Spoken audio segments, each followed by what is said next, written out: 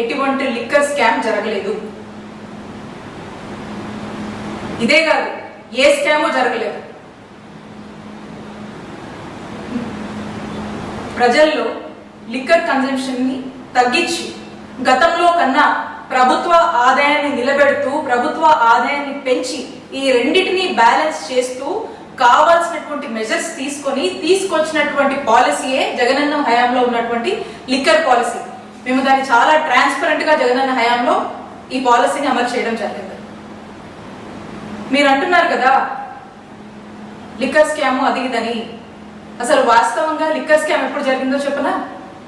చంద్రబాబు నాయుడు గారి హయాంలో 2014 నుంచి 2019 వరకు మీరు తీసుకొచ్చినటువంటి లిక్కర్ పాలసీ రూల్స్ అన్ని డివేట్ అయ్యి ఏ విధంగా మీరు లిక్కర్ ని ఏ విధంగా మీరు ఎక్స్ప్లాయిట్ చేశారో అప్పుడు జరిగింది. దాన్ని స్కామ్ అంటారు.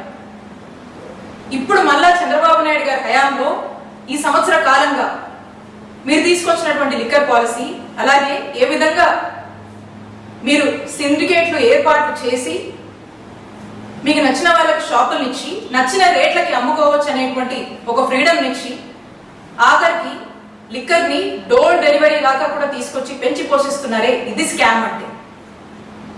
అప్పుడు ఇప్పుడు చంద్రబాబు నాయుడు గారి హయాంలో దీన్ని స్కామ్ అంటారు. వీళ్ళు స్కామ్ చేస్తూ